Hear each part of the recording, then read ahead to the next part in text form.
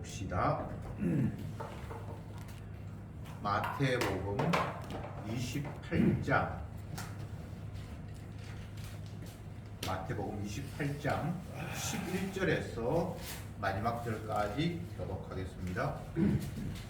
11절에 여자들이 갈지에 파수꾼 중 몇이 성에 들어가 모든 된 일을 대제사장에게 고하니 그들이 장로들과 함께 모여 언론하고 군병들에게 돈을 많이 주며 가로되 너희는 말하기를 그의 제자들이 밤에 와서 우리가 잘 때에 그를 도적질하여 갔다 하라. 만일 이 말이 총수에게 들리면 우리가 권하여 너희로 근소하지 않게 하리라 하니 군병들이 돈을 받고 가르친 대로 하였으니 이 말이 오늘날까지 유대인 가운데 두루 퍼지니라. 열한 제자가 갈리에 가서 예수의 이름을 사시는 산에 이르러 예수를 배웠고 경배하나 오히려 의심하는 자도 있더라. 예수께서 나와 알려 가라사대 하늘과 땅의 모든 권세를 내게 주셨으니 그러므로 너희는 가서 모든 족속으로 제자를 삼아 아버지와 아들과 성령의 이름으로 세례를 주고 내가 너희에게 분부한 모든 것을 가르쳐 지키게 하라. 볼지어다 내가 세상 끝날까지 너희와 항상 함께 있으리라 하시니라. 아멘. 마태복음 마지막 부분을 함께 읽었습니다. 마태가 전한 복음, 마태복음 시작의 내용을 예수님이 이 땅에 오시게 된 상황을 설명을 하고 마지막에는 예수님이 죽으시고 부활하셨다라는 이야기로 이 복음서가 종결이 됩니다. 마태뿐만 아니고 누가, 마가, 요한까지 다 예수님의 출생과 그의 죽고 부활하시는 내용을 복음의 내용으로 서술하고 있습니다. 예수님은 분명히 이 땅에 오시기 전 구약의 선지자의 예언에 따르면 하나님과 그 아들 예수님이 서로 약속을 하셨고 그 약속의 내용이 내 백성의 죄를 아들인 네가 담당해서 그들의 죄를 씻어야 한다라는 것이었고 그 약속에 따라서 예수님은 이 땅에 오셨는데 예수님이 오시는 그 상황을 처녀가 잉태를 했는데 천사가 나타나서 하는 말이 여자야 네가 임신한 것에 대해서 두려워하지 마라. 성령에 의해서 너는 하나님의 아들을 임신했다. 그리고 그 아들의 이름은 예수인데 자기 백성을 저희 죄에서 구원할 자로 네 몸에 됐다라는 사실을 알려주었습니다. 그래서 예수님이 태어났고요. 그리고 예수님이 이제 공생애가 시작이 되는 약 30세가 되면서 공적인 활동을 시작을 하시는데 먼저 제자를 부르시고 또 산에 올라가서 하나님의 말씀을 설명을 하시고 다니면서 병자를 낫게 하시고 그러는 과정에 예수님께서 제자들에게 여러 번 반복해서 말씀하셨습니다. 나는 사람들에게 잡혀서 죽임을 당하고 3일 만에 살아날 것이다. 그 이야기들이 여러 번 반복되고 이제 예수님은 십자가에 못 박혀 죽으셨습니다. 11절 말씀을 봅시다. 여자들이 갈지에 파수꾼 중 몇이 성에 들어가 모든 된 일을 제사장들에게 고하니 지금 이 이야기는 마리아들 예수님을 옛날에 따랐던 마리아가 몇몇이 예수님이 돌아가시고 난 이후에 경황이 없어서 안식일이 되고 하니까 경황이 없어서 안식일을 지나고 난 이후에 일요일 새벽에 예수님의 무덤을 찾아갔습니다. 무덤을 찾아간 이유는 죽은 자에 대한 예우를 갖추기 위해서 장례 용품을 가지고 상품 같은 걸 가지고 무덤을 찾아갔습니다.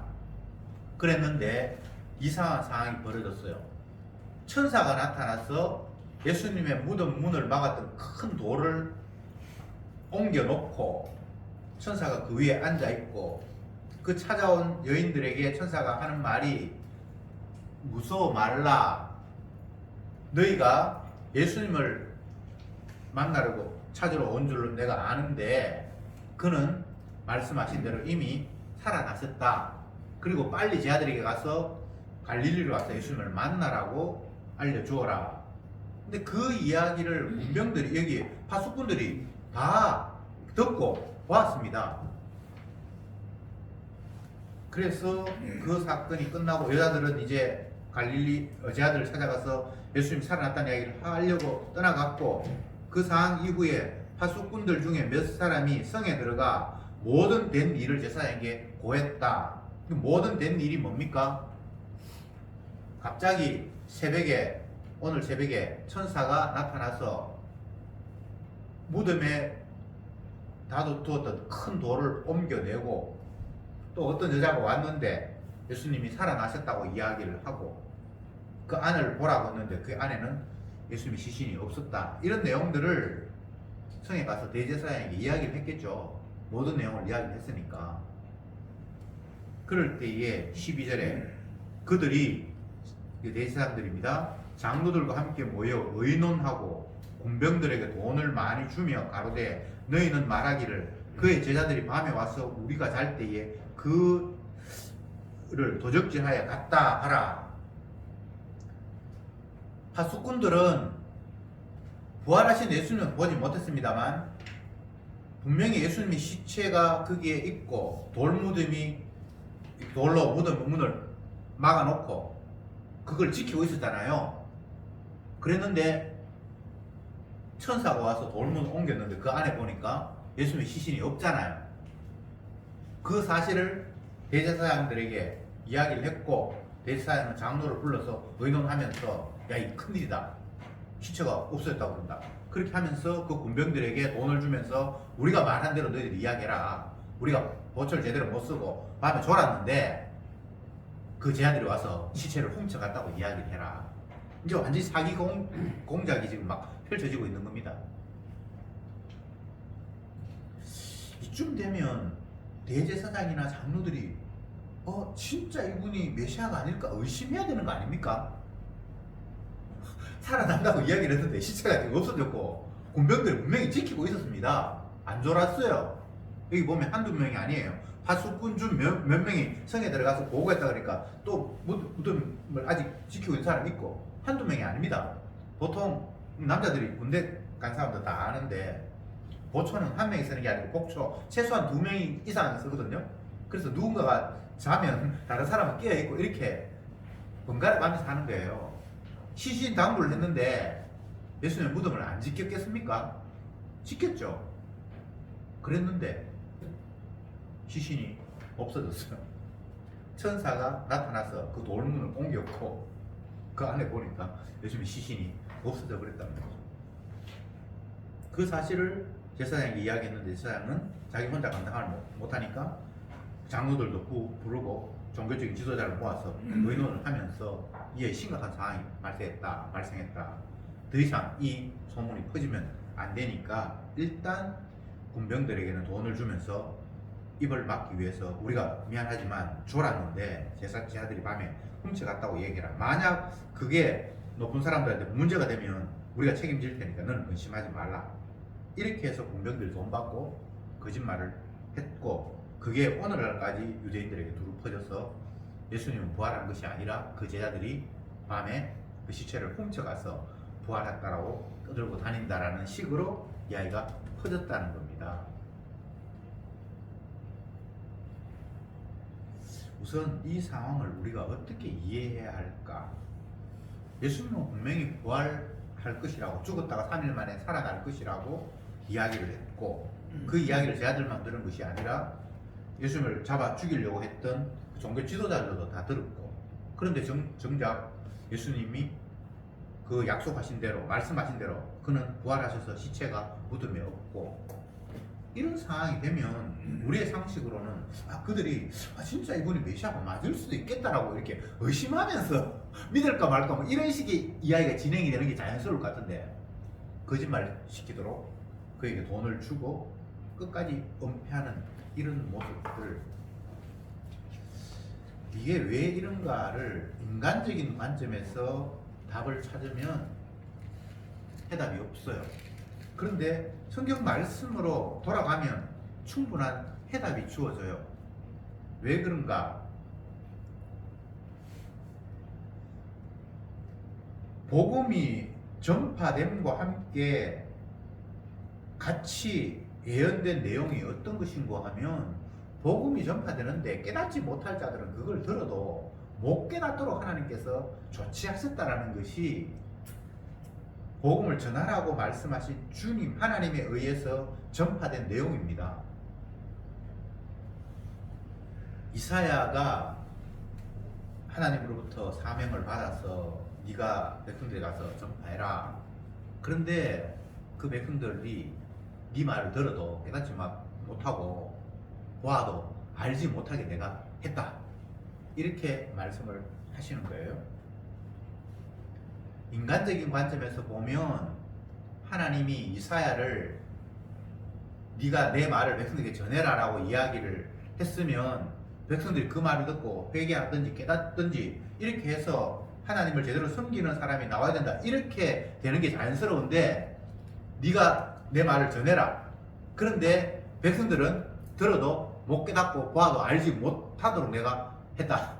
이렇게 말하면서 가서 전하라고 하는 거예요. 그러면 이게 전할 이유가 없잖아요. 어차피 깨닫지 못할 거 전해봐야 소용없는 일이잖아요. 근데 주님은 전하라고 하거든요. 이게 중요한 거예요. 자, 선지자, 이 하나님의 뜻을 전하는 사람입니다. 그러면 선지자가 외쳐요. 그러면 이 외침을 이게 수용하는 사람이 있어야 되잖아요. 근데 주님이 외치라고 명령을 해놓고는 못 듣는다 라고 하면서 가라고 해요. 그러면 이 선지자의 역할이 깨닫게 하는 겁니까? 아니, 완악하다라는 것을 보여주기 위해서 선지자를 보내는 거예요. 우리의 상식과는 다르죠. 이게 구약에만 그런 게 아니고요. 신약에도 마찬가지예요. 사도행전에서 사도행전은 사도들이 성령 받아서 활동하는 모습을 기록해놨는 게 사도행전이거든요. 그 사도행전의 가장 중심 인물이 사도 바울이에요. 사도행전의 분량 가운데 사도 바울의 기적이 제일 많이 나타나요. 근데 사도 바울의 결론이 뭡니까? 내가 성령에 끌려서 이리저리 다니면서 복음을 전했는데 듣기는 들어도 깨닫지 못하고 보기는 보아도 알지 못한다고 이사야가 이야기하는 것이 그게 맞네. 그리고 사도행전이 끝이 나거든요. 오늘날 저와 여러분들도 마찬가지입니다. 땅 끝까지 이르러 내 정인이 되라. 오늘 이 마지막 구절에 그렇게 나오는데 그 정인이 되어야 하는 이유가 백성들이 완악해서 말씀 거절하더라는 것을 확인시키는 게 우선이에요. 그렇게 거절이 당하는 것이 우선이고 먼저 일어나는 일이고, 그런데 희한하게도 1000명에 하나, 10,000명에 하나 진짜 가뭄에 공나듯이 그 말씀을 수용하는 이상한 일이 발생하는 거예요. 죽은 가운데서, 죽은 자 가운데 살아나는 일이 일어나는 것처럼 우리가 복음을 접할 때에 계속 오해하는 것 중에 하나가 복음을 전하면 들을 사람이 있을 것이다. 그러니까 나는 전해야 돼. 이런 식의 생각을 먼저 갖는데 그건 생각이 잘못됐습니다. 복음을 전하면 못 듣는다. 이 세상은 완악하다라는 것을 1차적으로 확인하는 게 우선이에요. 그런데 이 완악한 가운데 이상하게 복음을 받아들이는 사람이 기적적으로 나타나네? 이건 차후의 문제예요. 근데 우리는 거꾸로 생각하잖아요. 복음을 전하면 반드시 믿을 사람이 있을 것이라는 우선적인 생각을 가지고 나타나고 접하고, 그러니까 모든 것들이 지금 반대로 우리가 행하고 있는 거예요. 복음은 인간의 완악함을 보여주기 위해서 전하게 하셨어요. 그게 첫 번째입니다. 근데 다 완악한데 그 가운데 어떤 이상한 사람이 그 완악함에서 벗어나서 복음을 받아들이는 희한한 기적이 생기는 거예요. 아, 이거는 주님의 능력이 하는 거구나. 내가 아무리 이야기해도 내 이야기와 말 솜씨로 그들을 수용하는 것이 아니었구나. 이렇게 반응이 나타나야 그게 하나님의 뜻 가운데서 일어나는 순서에 부합하는 겁니다. 다시 말씀드립니다. 주님이 자기의 뜻을, 자기의 계획을 선지자를 통해서 주시고 그것을 백성들에게 전하라고 그를 뜨미로 보냅니다. 선지자가 지가 원해서 내 갈게요, 그게 안 돼요. 하나님께서 어떤 사명을 주어서 그를 뜨미로 보낸단 말이죠. 그런데 여기서 우리가 착각하면 안 되는 것이, 하나님이 나에게 하나님의 뜻을 심어주셨고 이것을 백성에게 전하라고 했으니까 전하면 그들이 예전에는 몰랐는데 내가 하나님의 뜻을 알고 전했으니까 그게 하나님의 뜻이군요 라고 이제 수용할 것이다 라는 그런 생각을 하면 이 잘못된 생각이라는 거죠. 이 백성들이 얼마나 강팍한지, 하나님이 말씀하셨다고 그러고 자기를 지으신 분이 이게 하나님의 뜻이라고 해도 아무도 안 받아들인다라는 것을, 완악해서 이들은 멸망받아 마땅하다는 것을 보여주기 위해서 그를 보내는 거란 말이죠. 그래서 전도를 하는 자의 심정은 희망이나 설렘이나 이런 게 아니라 완악함을 확인하는 거예요. 이야, 진짜 맞네. 이 세상이 지옥이라 그러더니만 암흑이라고 주님께서 말씀하시더만 나는 그 정도까지 생각 못했는데 진짜 암흑이 맞네라고 확인하는 게 첫 번째라고요. 우리는 자꾸 희망을 갖잖아요. 전도지 가지고 쫙 줄 서가지고 돌리고 아파트 새로 입주하면 이 교회 저 교회 와서 우리가 먼저 왔다고 그러고 싸우고, 그 모든 모습들이 뭔가 될 것 같은 그런 희망, 우리 교회에 사람이 구름대같이 몰려올 것이라는 그런 어떤 기대를 가지고 나가잖아요. 그게 전혀 하나님 뜻과 상관이 반대되는 거예요. 얼마나 완악한지 네 한번 봐라. 그렇게 해서 보내는 건데, 오늘 본문에서는 파수꾼, 대제사장, 장로 이들이 협작을 해서 예수님의 시체가 살아나서 없어졌는지 그건 모르지만 어쨌든 없어진 건 분명한데, 그들은 제자들이 훔쳐가지도 않았는데 훔쳐갔다라고 거짓말로 유포시켰고 그것이 대중들에게 그렇게 받아들여졌다. 그러니까 안 믿는 거잖아요. 못 믿는 거잖아요. 하나님께서 이렇게 하신 거예요. 그만큼 세상은 악한 거예요. 그것도 이방인들이 그런 게 아니고 예수님이 활동하셨던 그 시대, 같은 동시대 사람들, 예수님의 능력을 보았고 예수님 말씀을 들었던 그들이 그걸 지금 차단해서 못 믿는다. 이 말은 다른 사람들은 볼 것도 없는 거예요. 그죠?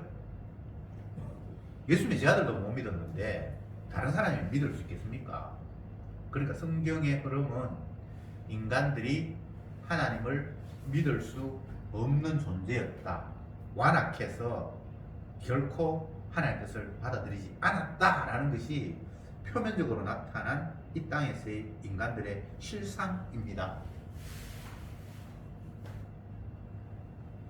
사람들은 복음을 하나님의 뜻 가운데, 쉽게 이야기하면 믿음을 선물로 받아서 아멘 하면서 받아들이는 그런 형식이 아니라 자기의 상식으로 믿을까 말까를 줄다름하고 이게 간 보듯이 그런 식으로 반응을 보이기 때문에 이 복음을 듣고는 긍정적인 생각, 복음을 전하면 이 울산이 복음화되고 그럼 여기가 천국이 되겠구나, 이런 식으로 달라든단 말이죠. 그게 믿음이 안 왔다라는 증거예요.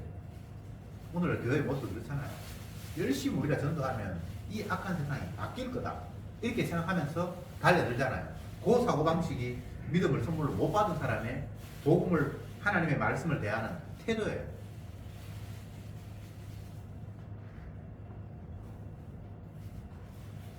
(16절부터) 봅시다. 11 제자가 갈릴리에 가서 예수의 명하시던 산에 이르러 예수를 배웠고 경배하나 오히려 의심하는 자도 있더라. 예수님이 살아나셔서 만났는데 그래도 의심한대요. 여러분 이거 어떻게 생각하세요? 부하가 되는 게 아니에요. 도와서 되는 게 아니에요. 인간은 선악과를 따먹었기 때문에 사람이 죽었다. 그러면 다시 살아나는 이거는 뭔가 이거는 우리가 받아들일 수 없는 거예요. 그죠? 그게 선악과 따먹은 인간의 그 사고방식이에요. 그 진짜 예수님이 나타나셔서 봤는데 제 아들은 뭐 하루 이틀 본 것도 아니고 그림을 본 것도 아니고 남한테 이야기 들은 것도 아니고 3년 전 동안 같이 따라다니면서 함께 살았는데 그분이 살아나셔서 몇 년에 봤는데 그분이 예수라고 누구도 거부할 수 없는 상황인데 또 지금 의심하고 있다고 기록하고 있잖아요. 이게 선악과 따먹은 인간의 모습이라는 거예요.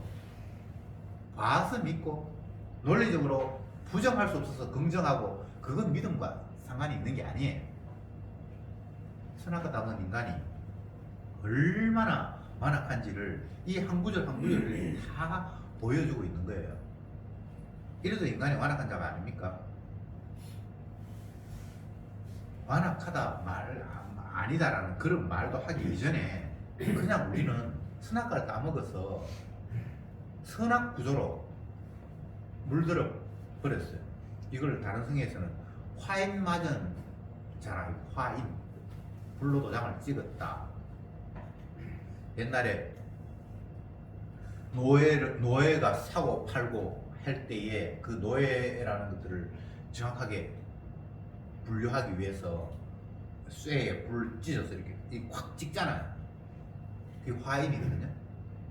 그건 뭐 문신 새기는 거하고도 보다 더 빼도 박도 못하는 증거예요.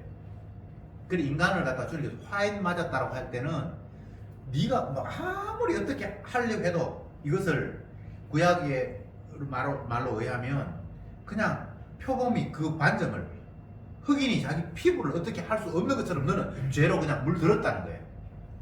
그걸 신약으로 하면 화인 맞았다고 하고. 아니 피부가 태어날 것도 까만색인데 이걸 뭐 비누로 씻는다고 해서 이게 빡빡 문지른다고 해서 되는 게 아니잖아요. 표범이 태어날 때부터 무늬가 얼룩이 있는데 그걸 어떻게 해서 지울 수 있는 게 아니잖아요. 그런 것처럼 인간이 그냥 죄로 태어났기 때문에 완악함으로 태어났기 때문에 그걸 어떻게 뭐 씻고 회개하고 한다고 해서 될 게 아니라는 거예요. 이 오늘 본문에 나타난 이 말씀처럼 파수꾼들이 보고하고 본 것을 보고하고 그 보고를 대제사장이 듣고 또 장로들을 모아서 아 이거 덮어야 된다라고 하면 거짓말 시키고 그리고 예수님이 제 아들 만나기 위해서 갈릴리로 갔는데 제 아들을 만났는데 그래도 예수님을 의심하고 이 상황이 인간이 화인 맞은 자라는 것, 완악한 자라는 것을 선악과 따먹어서 안 된다는 것을 지금 너무나 생생하게 보여주고 있는 그림이에요. 그러면 뭐 저와 여러분도 이 범주 안에 있어야지 여기서 벗어난 인간이 되면 그건 인간이 아니죠. 이렇게 마태가 복음을 전하면서 인간의 완악함을 우리의 불가능성을 너무나 철저하게 이야기를 하고 있습니다. 복음이 이렇게 전해지는데 사람은 안 된다. 어떻게 선악과 따먹은 인간이 하나님을 믿어? 너희들은 너희 자신밖에 안 믿잖아.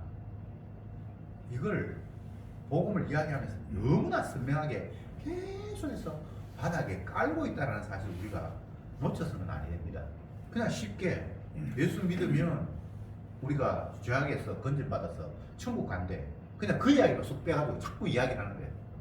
그게 가짜 복음이 유통되고 있는 거예요. 그냥 인간이 좋은 거 막 취하고 싶어서 하나님의 말씀을 내 상식으로 이렇게 얽어서 좋은 거 그 채로 건져서 그것이 막 유통되고 있는 거예요. 이 완악한 세상은 맞는데 다 완악한 건 아니고 예수 믿는 사람도 있고 그래서 예수 믿는 사람들이 열심히 활동해서 예수 믿는 사람들이 점점 더 늘어나면 우리 사회가 긍정적으로 바뀔 수 있을 것이다. 막 이런 식의 생각. 열심히 전도하면 우리 교회도 가득 채울 수 있을 것이다라는 이런 긍정적인 소망. 이게 복음적인 사고가 아니라고. 선악과 따먹은 인간의 복음을 대하는 반응이라고.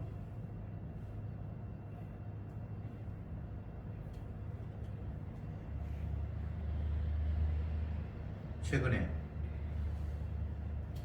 그 십자가 마을에 어떤 온 사람이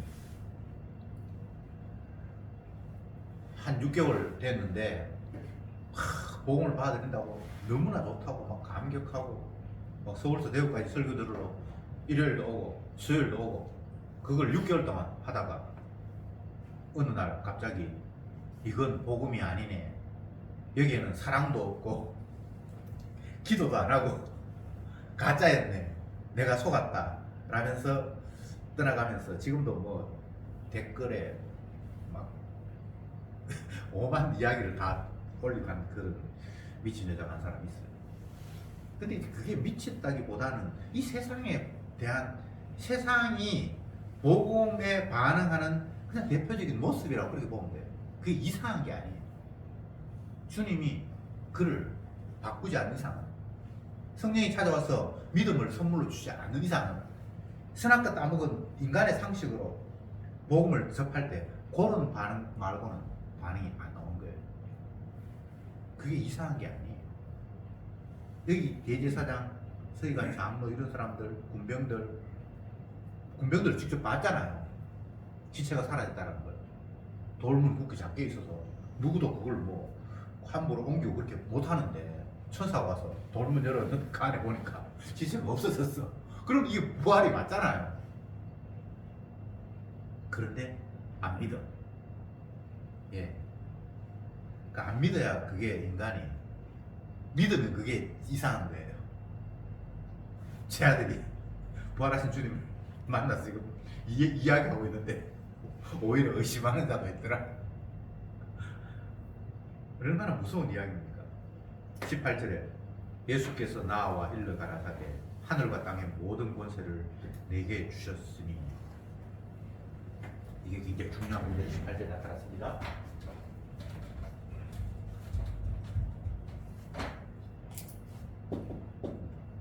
하늘과 땅의 모든 권세를 내게 주셨다. 아버지가 아들에게 주셨다는 거예요. 이 시점은 죽고 부활할 한 예수님께, 그러니까 죽은 예수님께 준 게 아니고, 죽기도 전에 예수님께 모든 것을 준 게 아니고, 예수님이 죽고 다시 살아난 그때에 아버지가 모든 권세를 아들에게 주셨다라고 이렇게 이야기하고 있습니다. 예수님이 살아계실 때는 모든 권세를 다 받은 게 아니에요. 오히려 성령이 이끄는 대로 갈 수밖에 없어요.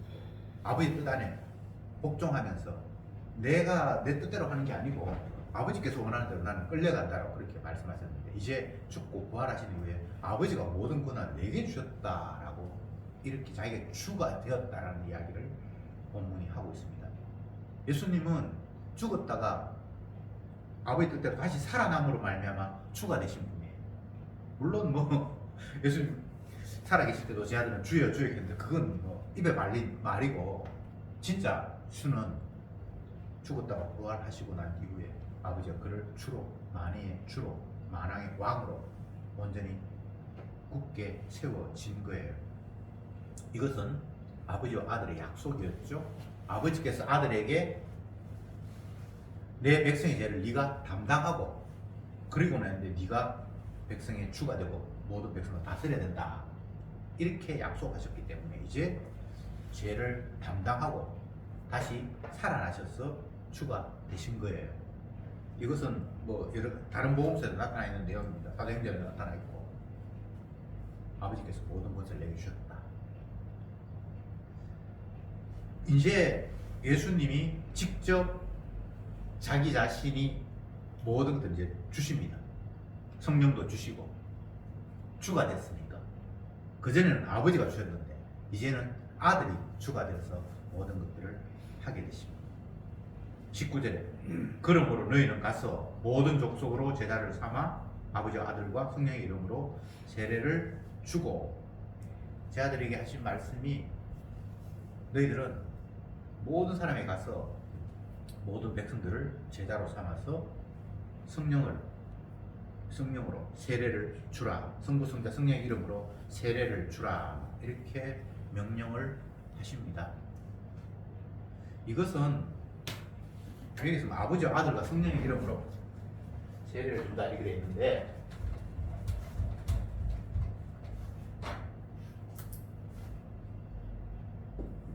아버지, 아들, 성령의 이름으로 세례를 준다.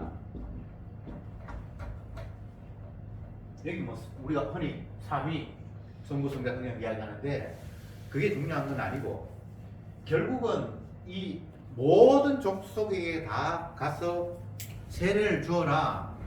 세례는 세례 주는 자와 받는 자가 하나가 된다라는 연합한다라는 의미가 있거든요. 모든 족속으로 아버지 아들과 성령의 이름으로 세례를 주라. 이것은 단순하게 우리가 이해하는 뭐 전도하라 이런 개념과는 거리가 먼 거고요. 결국은 주님과 하나가 되지 않으면 주님의 백성이 아니라는 이야기예요. 주님과 연합되고 하나가 될 때에 주의 백성이라는 이야기를 지금 하시는 거예요. 전도에서 뭐 교회 보험 일으키고 그런 이야기가 아니에요. 요한복음에서는 예수님께서 말씀하시기를 나는 포도나무고 너희는 가지인데 너희가 이게 포도나무가 가지에게 접붙여 있으면 그냥 열매를 맺는다. 그리고 하나다. 이런 게 여기에 세례를 주고 그러는 거예요. 연합되고 하나가 되어야 된다. 우리는 연합된다라는 이런 개념이 없어요. 그냥 힘을 합친다 이런 정도. 그래서 내 개체가 오롯이 남아있고 또 다른 예수님이라는 개체가 나에게 가까이 와서 그냥 힘을 합쳐서 뭔가를 한다 이런 개념은 있는데 세례라는 것은 세례 주는 자에게 아주 흡수되어 버리는 거거든요. 내가 더 이상 없어져 버리는 거거든요. 그냥 흡입 빨려 들어간다고 할까요? 그 안에 그냥 포함이 되어버리는, 지체는 몸에 붙어 있기 때문에 더 이상 지체가 따로 독단적으로 뭔가를 하는 게 아닌 그런 구도. 그게 세례예요. 근데 인간들은 끝까지 자기 자신이 없어지는 걸 원치 않아요. 오롯이 내 모습이 똑똑하게 뚜렷하게 있어야 돼요. 이게 또 마귀에 심어준 사고방식 때문에 그래요. 내가 신이니까 내가 또렷이 있어야지, 내가 흐물흐물 없어져 버리면 이건 너무나 원치 않는 상황이에요. 그런데 정작 주님의 영이 찾아와서 주님을 만날 때에는 더 이상 나는 없고 구속한 주만 보이는 그런 상황이 만들어지는 거예요. 그게 세례의 모습이에요. 그리고 세례는 확정입니다. 확정. 성경에는 보정이라는 이런 말도 쓰고 확정이라는 건데,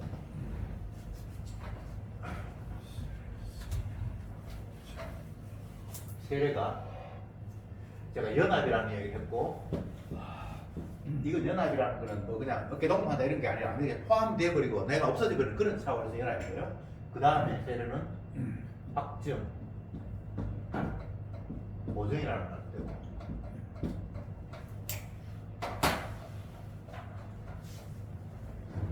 무엇을 보정합니까? 무엇을 확정합니까? 그동안의 이 내용은 예수님이 우리를 위해서 대속의 피를 흘림으로 말미암아 우리가 깨끗하게 되는 것, 이게 복음의 내용인데, 이게 성령이면 확정이 된다는 거예요. 그리고 보정이 되니까 이제 네가 깨끗해졌어. 아버지와 아들의 약속이 하나님의 택한 백성이 완악한 죄인인데 그 죄를 아들이 대신 담당함으로 말미암아 그들을 깨끗게 하는, 온전케 하는, 이게 하나님의 약속이잖아요. 성령이 오면 이게 이제 확정이 됐다라는 거예요. 이게 너희들은 이제 깨끗하게 되었다는 거예요. 그 아들 예수의 피가 우리를 모든 죄에서 깨끗게 했다는 것이 확정이, 성령이 오면 이제 된다는 거예요. 참 이게 너무나 말은 쉬운데 인간이 범접할 수 없는 부분입니다. 우리가 뭐 어떻게 할 수 있는 게 아니에요. 그가 채찍에 맞았는데 내가 나음을 입어 이런 희한한 일이 그냥 주님의 약속 가운데서 이 땅에서 펼쳐져 버린 거예요. 이게 복음이에요. 마태가 전하는 기쁜 소식이에요. 정말 이건 뭐 누가 인정하고 말고의 문제가 아니고 하나님이 인정하시는 거니까 확정을 하신 거니까 그냥 이게 믿음으로 와졌을 때에 정말 이게 천에 하나 만에 하나 확률적으로 보면 확률을 뭐 정확하게 몇 프로라고 말할 수 없지만 구약에 많은 그 심판과 구원의 모델들이 있었잖아요. 예를 들면 노아 홍수 시대에 인류가 몇 명이 되는지 모르지만 그 가운데 구원 얻은 사람은 8명, 또 아니면 소돔과 고모라 성을 불로 심판할 때에 구원 얻은 롯과 2딸, 이런 걸 비율로 생각하면 됩니다. 비율로 정확하게 몇 프로인지 모르지만 그러니까 진짜 너무나 귀한 확률이에요. 구원이라는 것들이 그냥 심판인데 그 가운데 정말 하나 어디 저기 있어서 택함 받는 이런 식이란 말이죠. 근데 이게 받아들일 사람이 있으니까 이게 기쁜 소식, 정말 이걸 말로 표현할 수 없는 감격의 소식이라는 거잖아요. 그게 십자가가 기쁜 소식이다. 예수님이 우리 죄를 위해서 십자가에 피 흘렸다는 것이 유일한 기쁜 소식이다. 그래서 복음서가 이제 결론이 맺어집니다. 그러면 그 주님이 피 흘리셨다는 것 외에 다른 이야기가 들어가서 그것을 복음이라고 이렇게 막 포장하는 그 모든 것, 그게 다 마귀의 전략이라고 보면 됩니다. 복음의 광채를 흐리려고 하는 겁니다. 그러니까 십자가 외에는 다른 복음이 없어요. 그게 믿음을 선물로 받은 사람의 이구동성으로 외치는 내용. 사도 바울이 그렇잖아요. 계속 십자가만 이야기하잖아요. 사도 바울은 십자가를 전하고 있는데 듣는 그 당시에 많은 성경에 대한 지식을 가지고 있는 사람들은 할례 이야기하고 안식일 이야기하고 뭐 성경에 나오는 이야기들 많이 해요. 제사 제물이 어떠고 근데 그게 복음인 것처럼 느껴지잖아요. 근데 바울은 한마디로 그냥 배설물로 발로 차버리죠. 그 네가 이야기하는 제사, 할례, 뭐 모든 것들이 다 십자가를 이야기하고 있다라고 바울은 결론을 맺어버리죠. 그게 십자가 이야기가 맞아요. 안식일이 어떻게 십자가냐? 예수님이 십자가에 죽으셔서 안식일이 되기 때문에 안식일이 십자가 맞아요. 11조가 어떻게 십자가냐? 만물이신 마다들이신 예수님이 드려짐으로 말미암아 하나님께 온전한 제사가 되기 때문에 11조가 예수님이 맞아요. 성전이 예수님 몸이에요. 제물, 양 다 예수님 죽음이에요. 모두가 다 예수님의 죽음을 다 겨냥해서 성경이 그냥 처음부터까지 펼쳐졌어요. 왜? 그게 아버지와 아들의 약속이니까.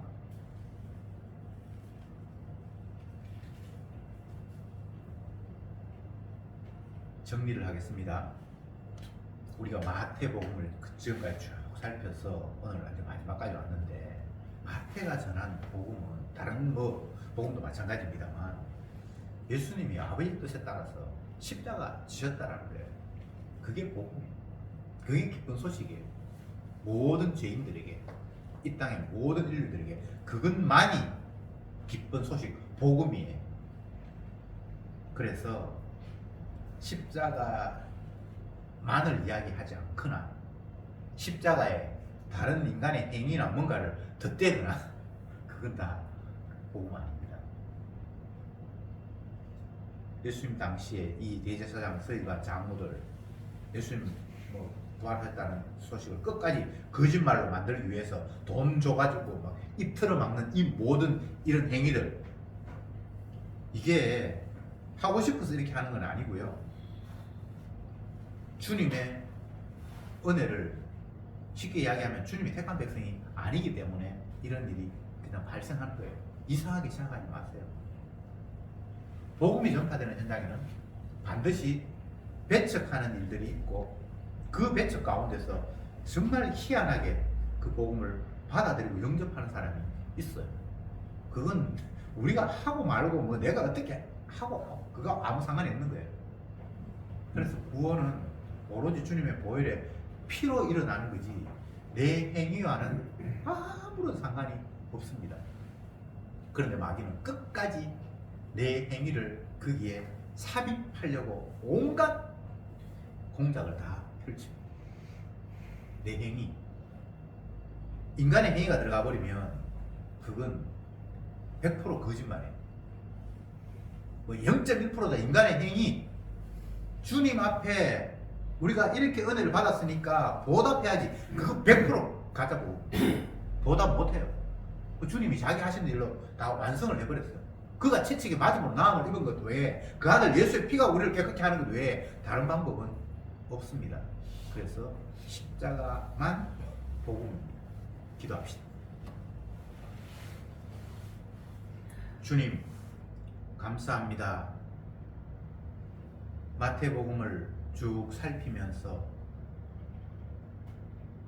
마태는 일관되게 하나님이 육신의 몸으로 이 땅에 오셨고 자기 백성의 죄를 위해서 고난받아 죽으셨고 그 죽은 아들을 아버지가 다시 살림으로 말미암아 모든 약속이 다 이루어졌다는 사실을 우리에게 알려주셨습니다.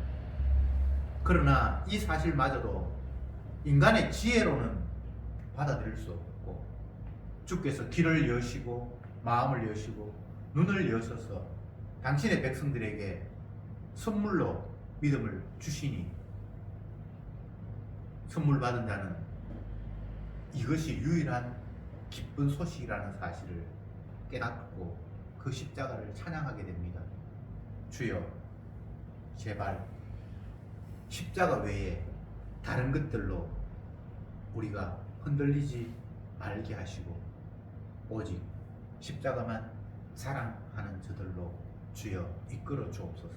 예수님의 이름으로 기도드립니다. 아멘.